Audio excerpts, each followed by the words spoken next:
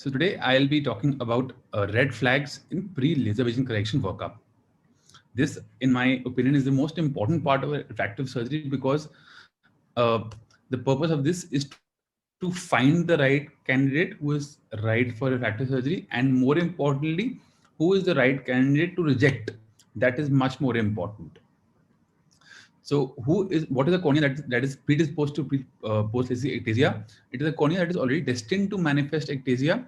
That is cornea which have not yet developed the first detectable signs of ectasia. Secondly, a preoperatively weak but clinically stable cornea. That is, we have signs on the test, but the cornea clinically is strong, and a relatively normal cornea, but in which we do a high ablation. Now we start with the evaluations, going first into the history. What is the history of the patient? Surgical, medical, ocular surgical, ocular medical. The age of the patient, very important, because lower the age, higher the chance of ectasia. The sex of the patient, occupation, why that's important is depends on what the patient's occupation is. If the patient is a driver who drives at night, and we must consider many factors before taking that patient up, because that patient might not enjoy the full benefits. Refractive stability of the patient, expectations from the refractive surgery, and the general and ocular health of the patient. Then we have some absolute general health contraindication like an autoimmune or immunosuppressive disease, because these can interfere with healing. If the patient is pregnant, then we must wait for 6 months after the patient stops breastfeeding. Also, systemic steroids can also alter the healing. Relative health contraindication include the patient who is on tricyclic antidepressants, because this patient might have different expectations from surgery. So we might have to address that post surgery. Then diabetes and active atopy are also relative contraindications. A patient who is epileptic might not be able to uh, sit through the procedure. And a patient who has a history of hepatitis B and C might be a potential risk to the surgical staff. Absolute ocular health indications are diabetic retinopathy, like we discussed, glaucoma, patients with thin cornea, like keratoconus, history of ocular inflammatory disease, because these can get precipitated after surgery, hepatic ocular disease, because these might also recur after surgery, Sjogren's syndrome. Fuchs is a relative contraindication, because this could lead to flap instability post surgery, unstable refractive error, and a visually significant cataract. Relative ocular health conditions that are contraindications are a dry eye, because the patient will obviously have some dry eye after surgery, blepharitis, this must be treated, nystagmus, and squint. Now, ophthalmic examination will include a BCVA, refraction, this is a must, we have to see the stability of the patient. Then ocular dominance testing if we are planning a monovision or a presbyoin for an elderly patient. Tonometry, we need to know the exact IOP, because evaluation of IOP post refractive surgery is a challenge. Tear film assessment, anterior examination, dilated fundus to check for any weakness in the retina, which has to be treated preoperatively. Pupillometry is very important in the scotopic conditions, because this patient with a higher pupillometry or a bigger pupil in scotopic conditions might have some higher order aberrations. The pachymetry, and of course, now we'll go on to the tomography. So this is the normal pentagram of patient, giving the anterior curvature, the thickness, the anterior and posterior float, and the Bellin-Ambrosio enhanced ectasia display. We'll go into detail. This is the general first scan of the patient. This gives us the quality specification of the pentacam, the Q value, the center of the pupil, center of the cornea, the thinnest point of the cornea. Each of these points has its own significance. Now, these are the K ratings, the K1, Km, and this is the Km max. So a Km of less than 48 is a definite red sign. And also difference between the Kmax and K2 of more than one diopter is also another red flag for laser vision correction, which we have to look out for. This is the sagittal curvature map, which gives us the steep axis, the flat axis, and it mentions the eye, the orientation, nasal and temporal, and also the two opposing points on the 5 millimeter circle are very, very important. This dotted line gives us the size of the pupil.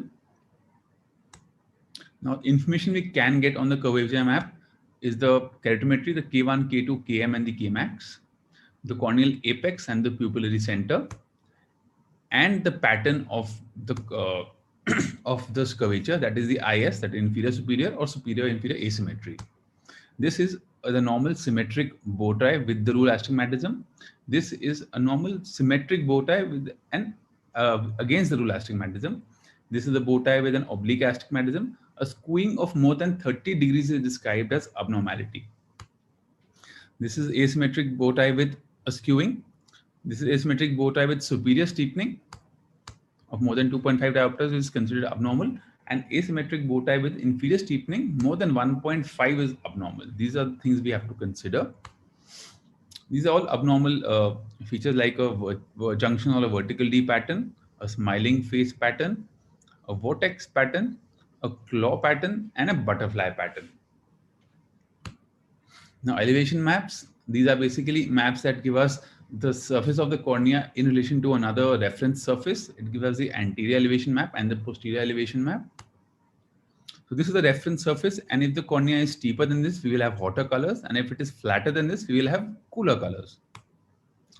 This is a reference image. It gives us the normal is a symmetric hourglass figure with a dotted pupil. So normal cutoff values for a myopic population are between 8 and 18, and for hyperopes are between 6.5 and 27.8. Now, next important landmark is the pachymetry. It gives us a corneal apex, the thinnest location, and the two opposing points on the 5 millimeter circle. Thinnest location, center of the cornea. So a difference of more than 0.5 micron on the center of the cornea and the thinnest location is very important. So difference of less than 10 micron between the thinnest point and the corneal apex is something we have to consider. Abnormal thickness of less than 470 in a normal tomography. Difference of 30 micron between the two eyes. So now this is a condition that shows the center of the cornea and a skewing of the thinnest location. This is something which is very important. The y less than minus 1.06. Now, what are the enhanced ectasia screening options that we have? One is the Bellin-Ambrosio enhanced ectasia screening.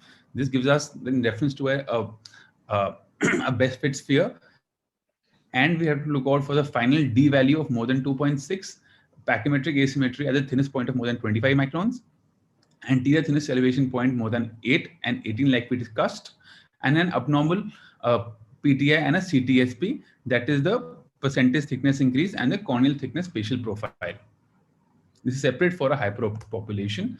So now the corneal thickness spatial profile gives us the average thickness along 22 imaginary circles, and if that is outside the 3 standard deviations, that is something we have to look out for. Similarly, for the percentage thickness increase, how the thickness increases from the center to the periphery also has to be within the 3 standard deviations. Now, early detection can be done by looking at the corneal biomechanics. This gives us how rigid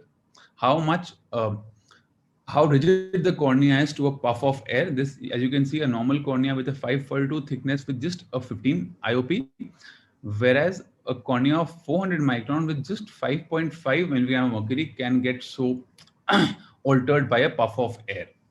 So this can be used in conjunction with the pentacam to give us many more indices. Like this is the Corvis, that is the biomechanical strength of the cornea, compared with, along with the pentacam. The pentacam gives us the bad D value, and the Corvis gives us the CBI, and in conjunction we have the TBI. TBI less than 0.3 is abnormal.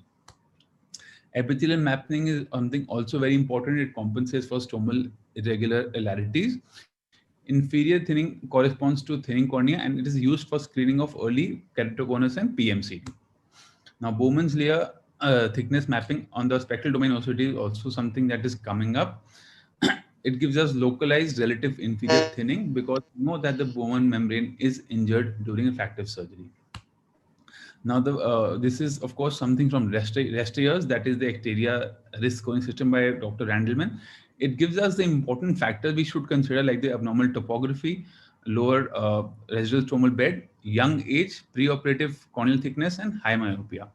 This is though not used these days, but still gives us a very good idea of how to proceed with refractive surgery.